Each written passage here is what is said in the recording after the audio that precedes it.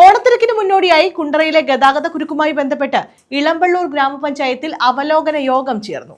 വഴിയോര കച്ചവടവും ബസ്സുകൾ ജംഗ്ഷനിൽ നിർത്തുന്നതും ഗതാഗത കുരുക്കിന് കാരണമാകുന്നതായി യോഗത്തിൽ വ്യാപാരി വ്യവസായി പ്രതിനിധികൾ ചൂണ്ടിക്കാട്ടി.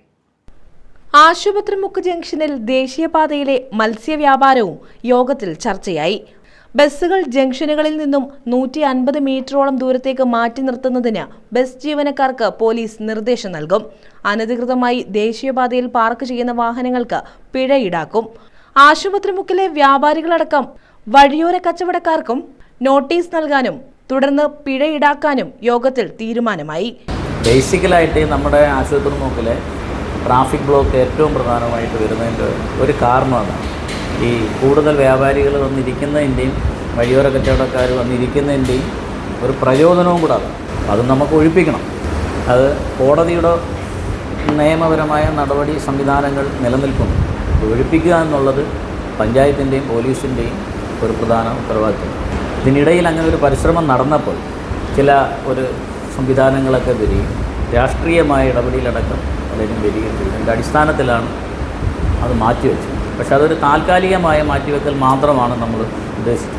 എന്നാൽ പിന്നീട് അവരെ വിളിച്ചുകൂടെ ഒരു മീറ്റിംഗ് കൂട്ടാൻ അവരുമായിട്ട് വിളിക്കാൻ പറഞ്ഞിട്ട് ആ മത്സ്യവ്യാപാരികളുമായിട്ട് വിളിക്കാൻ പറഞ്ഞിട്ട് അവർ പങ്കെടുത്തില്ല.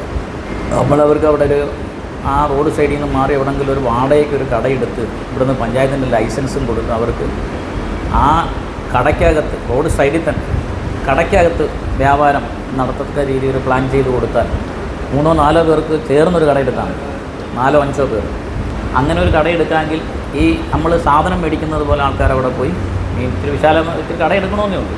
ഗ്രാമപഞ്ചായത്ത് president SD Abhilash, vice president Jayakumari, SI Sachin Lal, വാർഡംഗം അനിജി ലൂക്കോസ്, വ്യാപാരി വ്യവസായി പ്രതിനിധികളായ സോണി, പ്രദീപ്, രാഷ്ട്രീയ പാർട്ടി പ്രതിനിധി ജഗദീശൻ, മാധ്യമപ്രവർത്തകർ തുടങ്ങിയവർ പങ്കെടുത്തു. ഇനി പറഞ്ഞേക്കണം മെയിനായിട്ട് ബസ്സുകാരുടെ ഇഷ്യൂ നമുക്ക് ആ സ്റ്റോപ്പിൽ തന്നെ നിർത്താനുള്ള പരിപാടി എന്താണെന്ന് വെച്ചാൽ ചെയ്യാം, ഫൈൻ കൊടുക്കാം. പിന്നെ ഈ മീൻകാരനെ മാത്രമാണ് നമുക്കതിപ്പോൾ ഞാൻ സാറിനോട് സംസാരിച്ച് നോക്കാം. ഇതിനു മുന്നേ ഞാൻ ഉണ്ടായിരുന്നില്ല, ഇതിനു മുന്നേ ഒരു ഇഷ്യൂ ഉണ്ടായിരുന്നു. അപ്പം അന്ന് സാറ് എന്നോട് ഞാനിതിന് പലപ്പോഴും ഈ വഴി പോകുന്ന സമയത്ത് ആശുപത്രിക്കും ഞാൻ ചോദിക്കാറുണ്ട് ഈ കാര്യം, എന്തുകൊണ്ട് ഇവരിവിടെ നിർത്തിയേക്കുന്നു എന്നുള്ളത്. സാറെന്നെ എന്നോട് ഇടപെടണ്ടെന്നുള്ള രീതി പറഞ്ഞു. News bureau, Kundara.